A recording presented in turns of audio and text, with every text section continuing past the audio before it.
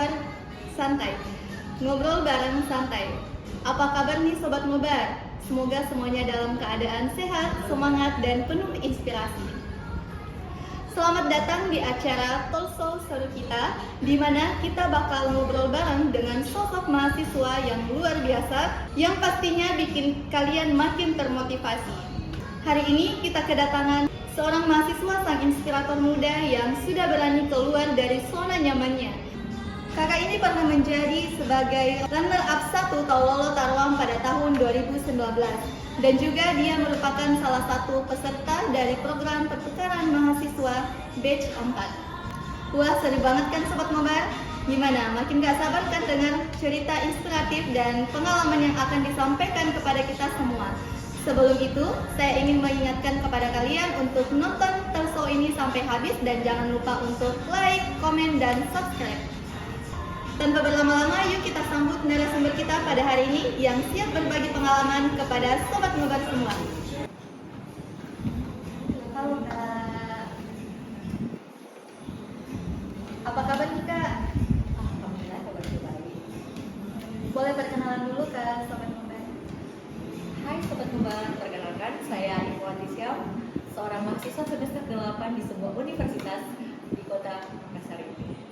Mungkin perkenalannya sesingkat itu saja ya. Oke. Wah, terima kasih banyak Kak Irma atas perkenalannya yang sangat hangat. Nah, Sobat Ngobar, pasti kalian sudah tidak sabar mendengar cerita inspiratif dari narasumber kita pada hari ini. Yuk kita gali lebih dalam lagi cerita yang akan dibagikan ke kita semua. Oke Kak Irma, di sela-sela menjadi seorang mahasiswa dan juga pernah menjabat sebagai Tololona Tarwang pada tahun 2019 ya Kak? Iya betul. Oke. Kalau boleh tahu pada saat menjabat sebagai Tololona Tarwang itu bagaimana Kakak mempersiapkan diri secara fisik dan mental untuk menghadapi berbagai acara? Dan yang saya pernah ketahui itu Kak, di Tarwang itu ada sebuah tradisi ya yang dilakukan di setiap tahunnya. Nama tradisinya kalau nggak salah Jene Sampara. Iya betul sekali. Oke.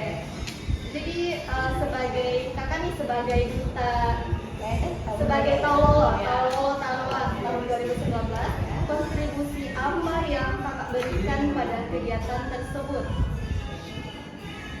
Menjadi seorang Tololo Tarwang itu merupakan suatu hal yang sangat tidak mudah ya, dan tanggung jawabnya itu sangat berat menurut saya.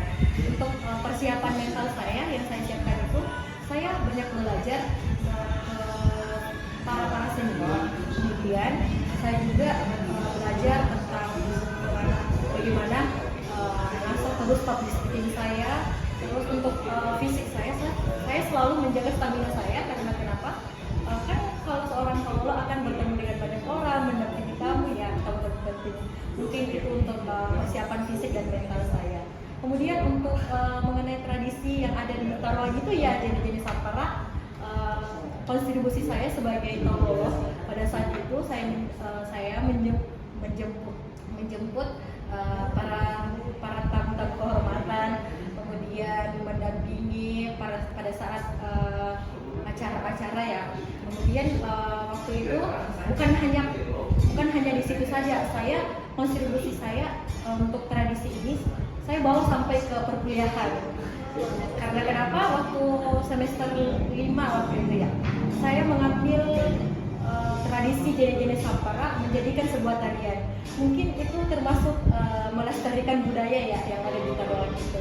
Jadi orang-orang tahu bukan hanya di Jeneponto saja, kalau misalkan tradisi jenis Sampara ini ada loh. Jadi saya buat sebuah rangkaian tradisi sehingga para dosen tahu kalau di Tarwang itu, tepatnya di Kabupaten Jeneponto, ada tradisi jenis Sampara yang dilaksanakan setiap tahunnya. Gitu. Wah, keren banget kan Sobat Ngobar? Ternyata di balik penampilan yang harus percaya diri setiap saat, karena harus berhadapan dengan seluruh masyarakat yang ada di Kecamatan Tarwang, ternyata ada amanah yang harus diemban juga oleh Kakak Irma sebagai Tololona Tarwang. Boleh bertanya lagi nih Kak? Boleh dong. Oke. Menurut Kakak apa sih makna di balik menjadi Tololona Tarwang itu? Dan bagaimana Kakak sebagai Tololona Tarwang memperkenalkan budaya yang ada di Tarwang ke masyarakat luar? menurut saya pribadi, makna menjadi seorang Tololo Taruhan itu bukan hanya sekedar memakai selempang saja, bukan hanya sekedar berpenampilan menarik, tampil di atas panggung, tapi makna seorang Tololo Taruhan itu sangat, tanggung jawabnya sangat luar biasa. Gimana ya? Intinya susah dijelaskan lah. Kemudian peran saya memperkenalkan budaya ya.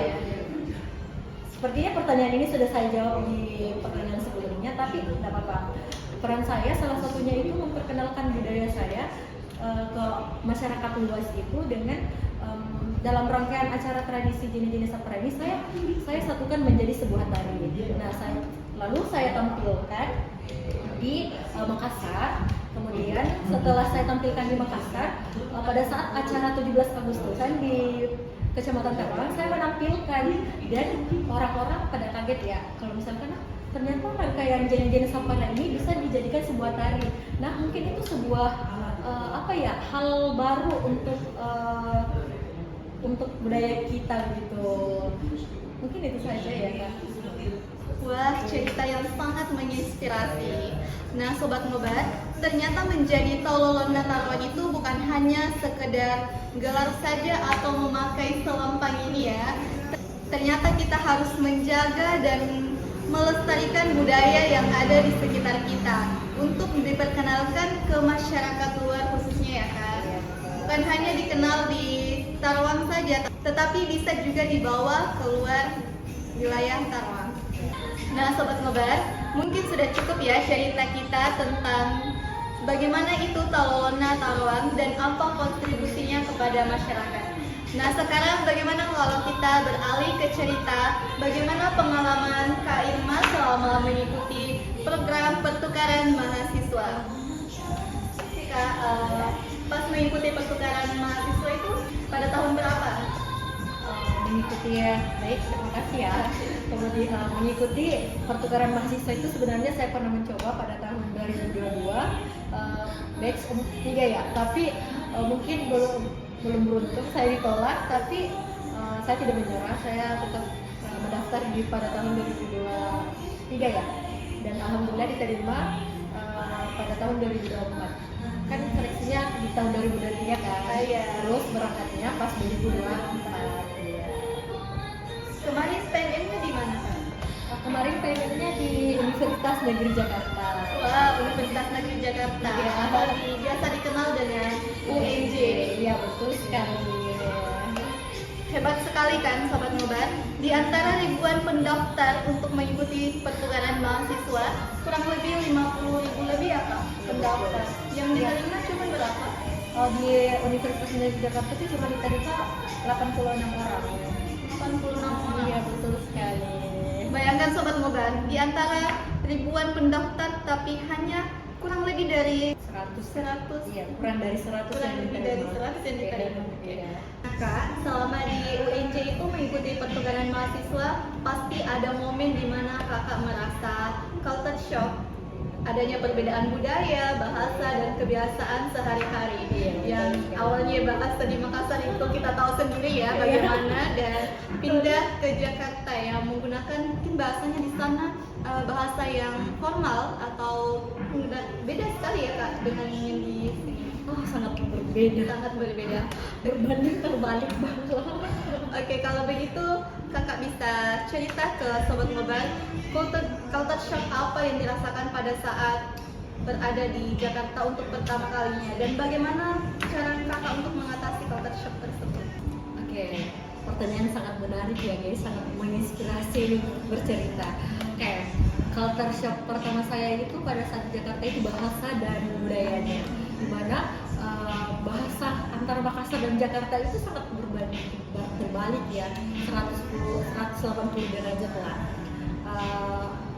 Dimana bahasa Makassar yang bebas, sampai di Jakarta bahasanya tuh gualu, aku kamu ya.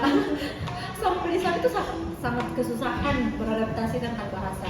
Kemudian budayanya di sana tuh hidupnya ya Allah sangatlah berbeda dengan Makassar ya. Kemudian culture shock yang paling melekat di pikiran saya sampai saat ini adalah bagaimana macetnya Jakarta. Iya betul.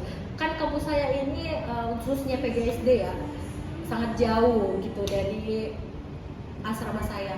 Kalau mau berangkat kampus masuk jam 8 itu harus berangkat jam 5 subuh. Itu pun sudah terlambat gara-gara macetnya Jakarta. Itu. Kemudian culture shock kedua itu kita di sini kalau semua menggunakan QRIS, bahkan kalau mau naik TJ ya, TJ. Kalau di Makassar sih namanya PT-PT. Harus pakai tag kartu-kartu. Ya, betul sekali. Padahal kalau di Makassar masih sah kiri, ya kiri Pak. Tapi kalau di Jakarta harus ada pemberhentian tertentu, harus punya kartu, semua berbeda. Itu sih culture shock saya, beberapa culture shock saya di Jakarta. Kemudian cara mengatasi semua itu, saya bergaul terus dengan orang-orang di lingkungan saya, teman-teman saya, supaya saya lebih pede begitu. Saya lebih tahu bagaimana bersikap, bagaimana memposisikan diri saya pada saat itu. Jadi kayak bergaul lah dengan teman-teman yang ada di situ. Itu sih cara saya mengatasinya. Nah, Sobat Ngobar, apa kalian pernah mengalami hal yang sama nih yang pernah dialami oleh narasumber kita, Kak Irma? Kalau kalian pernah mengalami hal yang sama, silahkan tulis di kolom komentar pengalaman kalian. Cerita yang sangat menarik ya Kak, ada banyak sekali pengalaman yang didapatkan selama di Jakarta. Pasti gamonnya susah ya Kak? Ya Allah, gamonnya susah. Sampai sekarang masih gamon.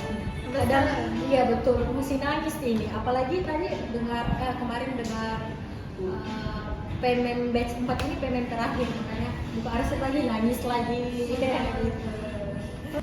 Informasi untuk Sobat Ngobar, sekarang program Kampus Merdeka sudah diganti menjadi Dikti Saintek Berdampak ya. Iya betul sekali. Dan program PDM ini tidak termasuk di dalamnya. Sayang sekali ya, padahal program ini dapat membantu kita untuk mengenal budaya yang ada di Indonesia. Betul. Karena kita bisa bertemu dengan teman-teman yang berada di berbeda pulau dan mempertemukan budaya yang berbeda dengan kita.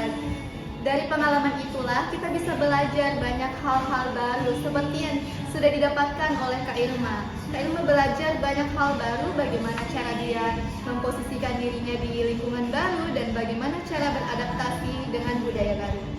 Ternyata tidak terasa sudah hampir pada penghujung acara nih Kak.